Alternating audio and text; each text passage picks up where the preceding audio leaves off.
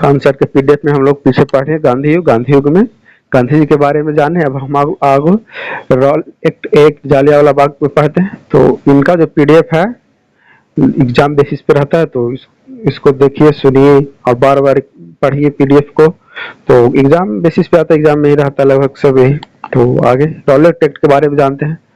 तो Rowlatt act भारतीय क्रांति को दबाने के लिए सिडनी रॉलेट ने अरुणाचल और एंड रिवॉल्यूशनरी एक्ट लाया, जिसके तहत शक के आधार पर पुलिस किसी को भी गिरफ्तार कर सकता है। रॉलेट एक्ट में भारत के क्रांति को दबाने के लिए सिडनी रॉलेट ने क्या लाया?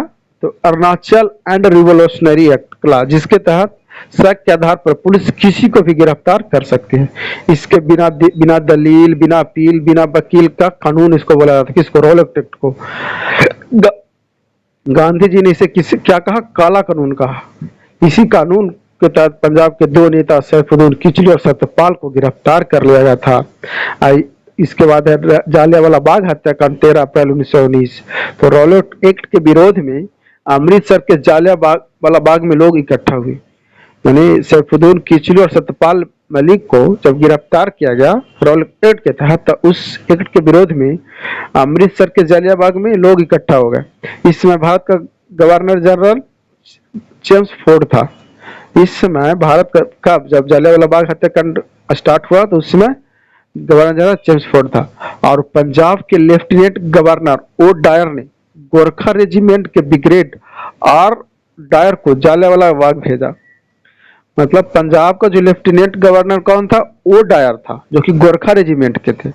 और गोरखा रेजिमेंट के ब्रिगेड आर डायर को जालियांवाला बाग भेजा, जहां आर डायर ने निहत्थे लोगों पर गोलियां चलवा दी।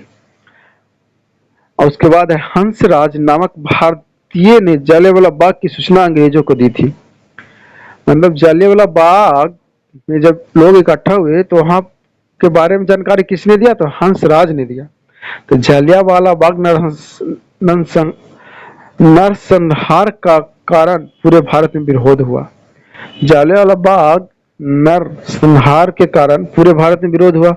और गांधी जी ने कैसर हिंद की उपाधि, रविन्द्रनाथ टैगोर ने सर की उपाधि और डॉक्टर शंकर ने वायसराय की कारणी परिषद को त्याग दे दिया।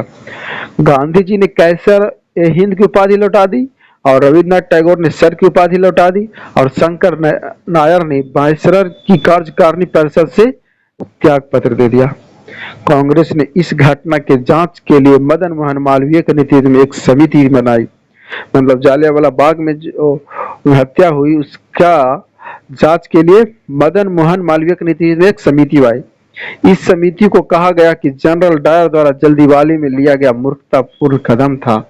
इस समिति ने कहा कि जनरल डायर द्वारा जल्दीबाजी में लिया गया मूर्खतापूर्ण एक कदम था। अंग्रेजों ने इस जांच के लिए हंटर कमीशन का गठन किया। इस कमीशन में जनरल डायर को सही ठहराया और जनरल ओ डायर को लंदन में सम्मान के रूप में तलवार दिया गया। अंग्रेजों ने इस जांच के लिए कौन सा कमीशन का गठन किया? तो हंटर कमीशन। और इस कमीशन में जनरल डायर को क्या? तो सही ठहराया गया और जनरल डायर को लंदन में सम्मान के रूप में क्या दिया गया? तो तलवार दिया गया। क्या बात है। और 1940 में अधम सिंह ने लंदन जाकर जनरल ओ डायर को गोली मारकर हत्या कर दी। 1940 में भारत के उधम सिंह ने लंदन जाकर जनरल डायर को गोली मारकर हत्या कर दी। अब हम लोग पढ़ते हैं होम रूल आंदोलन। होम रूल आंदोलन कब हुआ था? 1916 में। तो यह आंदोलन कहाँ से प्रेरित था? आयरलैंड से प्रेरित था। होम रूल आंदोलन यह आयरलैंड से प्रेरित था। इसकी शुरुआत 2 चरण में हुई। पहला चरण बाल गंगाधर तिलक ने अप्रैल 1916 में महाराष्ट्र में प्रारंभ किया। होम रूल आंदोलन था जो 2 चरणों में प्रारंभ हुआ। तो यह अब इसका प्रेरित कहां से मिला? तो आयरलैंड से प्रेरित मिला। इसके 2 चरण में। तो पहला चरण बाल गंगाधर तिलक ने कब? अप्रैल 1916 में महाराष्ट्र में प्रारंभ किया। इसी आंदोलन के दौरान उन्होंने स्वराज मेरा जन्म से अधिकार और मैं इसे लेकर रहूंगा। इस आंदोलन के दौरान तिलक ने क्या बोला? स्वराज मेरा जन्म से अधिकार है और इसे मैं लेकर रहूंगा। और वैलेंटाइन सिरोल ने तिलक जी को भारतीय अशांति का जनक इंडियन अनरेस्ट कहा था। वैलेंटाइन सिरोल ने तिलक को क्या कहा था? भारतीय अशांति का जनक कहा था, जिसके कारण उस पर केस करने लंदन चले गए, जिस कारण 1918 में होम रूल का पहला चरण समाप्त हो गया। 1916 में स्टार्ट हुआ होम रूल ही किसके? बाल गंगाधर तिलक के नेतृत्व में, और 1918 में होम रूल का पहला चरण समाप्त हो गया। बाल गंगाधर तिलक को लोकमान्य कहा जाता है। इसी अर्थी को महात्मा गांधी तथा शौकत अली ने कंधा दिया। इनकी अर्थी को बाल गंगाधर तिलक को क्या कहा जाता है? लोकमान्य कहा जाता है, और इनकी अर्थी को महात्मा गांधी और शौकत अली ने कंधा दिया था।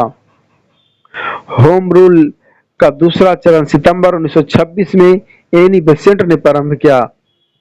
होम रूल का दूसरा चरण कब? सितंबर 1926 में प्रारंभ हुआ। कब? किसने प्रारंभ किया? तो एनी बेसेंट ने।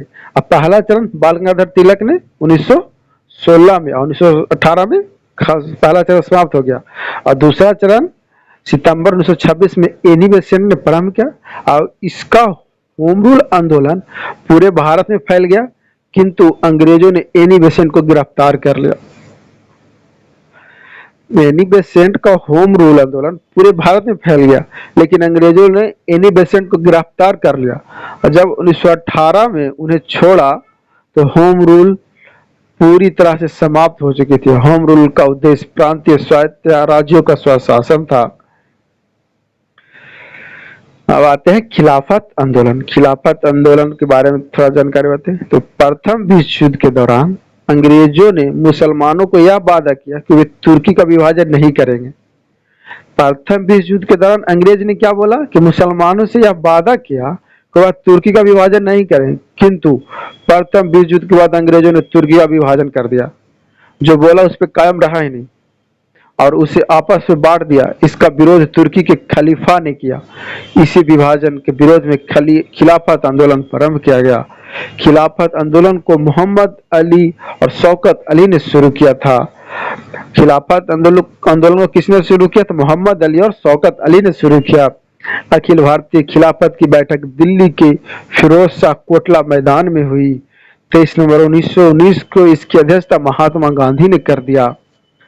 तो अखिल भारतीय खिलाफत की बैठक फिरोज शाह कोटला मैदान, जो कि कब? 23 नवंबर 1919 को।